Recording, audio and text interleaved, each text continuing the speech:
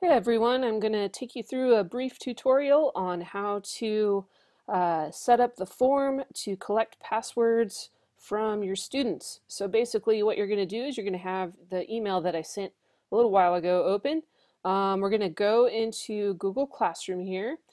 First thing you're going to want to do, if you haven't already, is to copy that code. Oh, that's my Google Dictionary. Before you go into Classroom. So then you'll go into the Classroom.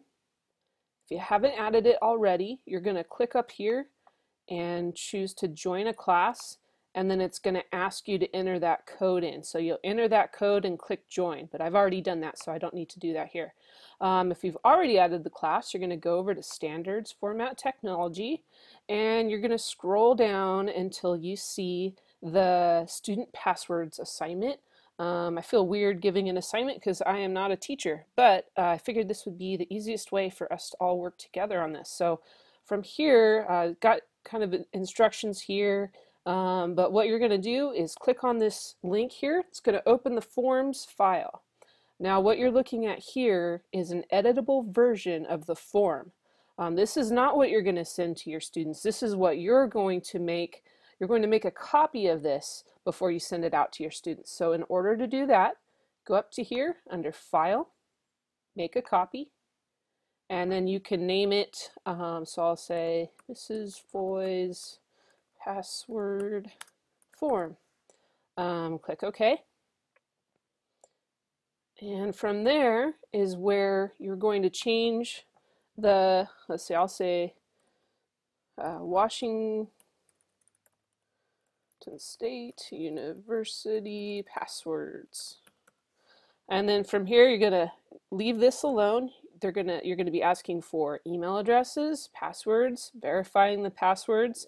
Now, a good thing to know here, you'll notice we've got that it's got to be 8 characters long, 1 capital letter, and 1 number. If the student doesn't have that, it won't allow them to fill out the form. It'll pop up a little warning sign. So that's something you'll notice once you send this out to your students.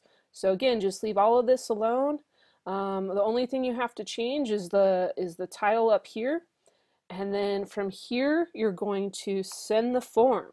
So right here you've got there's a couple of ways you could do this. If your students are on Chromebooks and you know you're going to have a classroom full of Chromebooks, you could send it out to them individually, or you could click on the link, copy the link, and either send it to yourself or email the link to your students, or if you're using Google Classroom, you can copy and paste that link into an assignment for your students. So I like to click on shorten URLs. So basically, I've got that URL, and from there I'll paste it in here, and this is going to show you what the form's going to look like when your students fill it out.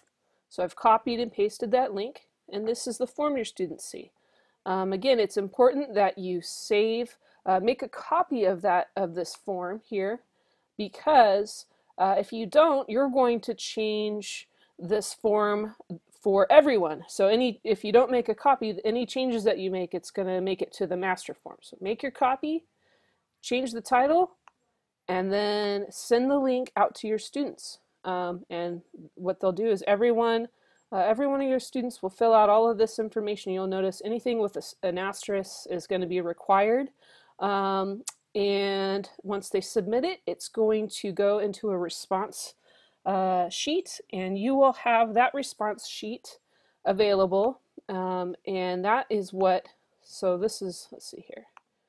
That's the response sheet. The link to the response sheet is what you're going to send in to me, and I'm going to be sharing that with your computer lab professor, and we're eventually going to be putting it into a secure area that you'll be monitoring it as well, but that'll come down later. But anyway, if you have any questions, please don't hesitate to ask. You can text me, email me, or find me on a Hangout. So anyway, good luck, and thank you so much for your help with this.